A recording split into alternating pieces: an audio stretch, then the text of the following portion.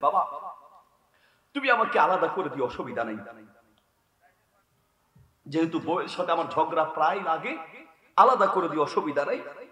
তবে শোনো, আমার একটা স্বপ্ন দেখেছি, আমার স্বপ্নটা একটু পূরণ করো। কি স্বপ্ন? বাবা বাজারে যাবে, একটা পাকা আম নিয়ে আসবে বড় দেখে, ওই আমটা তুমি বুকে নিয়ে ঘুমাবে, আর আমি স্বপ্নে দেখেছি বুকের উপর থেকে নিয়ে খাবো। আমি এটা স্বপ্ন দেখেছি বাবা, কোনো প্রশ্ন করবে না, এই হুবহু স্বপ্নটা পূরণ করো। আচ্ছা ঠিক আছে। মা বলল, বুড়া মানুষ, অসুবিধা কি? একটা আম নিয়ে আসলেন, আমটা পাকা আম নিয়ে বুকে নিয়ে ঘুমালেন। সকালে ঘুম থেকে উঠে মায়ের হাতে দিবেন, মা খাবে।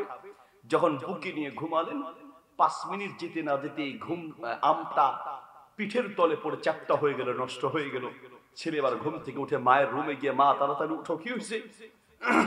মা তুমি আম সকালে আমার বুকের উপর থেকে নিয়ে খাইতে চাইছো, তা আমি তো 5 মিনিট ঘুমাতে না ঘুমাতে আম তো পিঠের তলে পড়ে নষ্ট হয়ে গেল।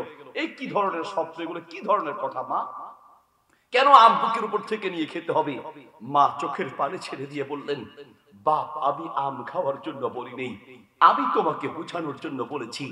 আজ একটা মাত্র রাত আমটা বুকে নিয়ে ঘুমাতে পারো নাই, 5 মিনিট যেতে না যেতেই আম পিঠের তলে পড়ে চ্যাপ্টা হয়ে গেল। একটা মাত্র রাত আমটা বুকে নিয়ে ঘুমাতে পারো নাই, আমি তোমার জনম দুঃখিনী মা। একদিন 2 দিন নয়, 1 বছর 2 বছর নয়, তোমার জন্মের পরে আমি তোমাকে 4-5টা বছর আমি আমার বুকে নিয়ে ঘুমিয়েছি। আমি যদি তোমার মতো বেহুশ হয়ে ঘুমাতাম, তুমিও তো আমার পিঠের তলে পড়ে চ্যাপ্টা হয়ে যেতে।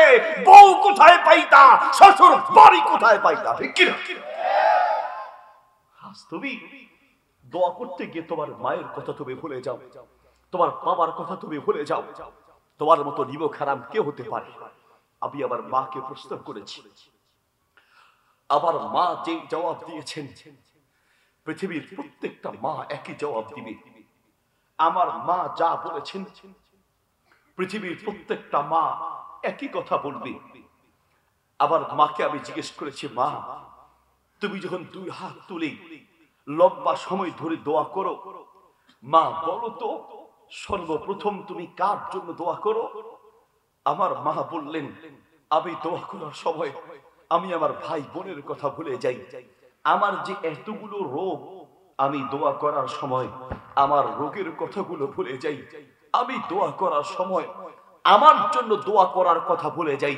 কিন্তু প্রত্যেকটা মা একই কথা বলবে, আমি যখন দোয়া করার জন্য 2 হাত তুলি, আমি আমার কথা ভুলে যাই। আমি কলিজার টুকরা সন্তান, তোদের কথা একবারও ভুলি না, ঠিক কি না?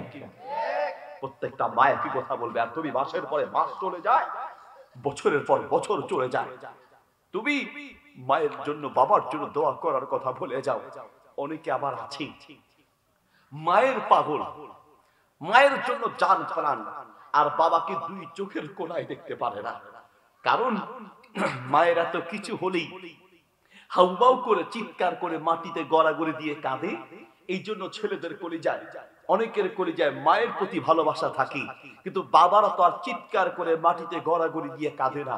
এই জন্য বাবাদের প্রতি সেই পরিমাণ ভালোবাসা থাকে না। শোনো, তোমার বাবা চোখ দিয়া কাঁদে না, বাবারা মাটিতে গড়াগড়ি দিয়া কাঁদতে পারে না। বাবারা চোখ দিয়া কাঁদে না, বাবারা কাঁদে চোখের দিয়ে নয়, বাবারা কাঁদে কলিজার রক্ত দিয়া কাঁদে, ঠিক কি না? কলিজা দিয়া কাঁদে, দেখাতে পারে না পৃথিবীর কাউকে। আমার পরিচিত এক বন্ধু, তার একটা মেয়ে আছে, এক লোক পরিচিত, শুনলাম তার একটা মেয়ে আছে, ক্যান্সার হলো। ক্যান্সার হওয়ার পরে তার এক বন্ধুকে ডাক দিয়ে হসপিটালে আসতে বলেছে। হসপিটালে আসার পরে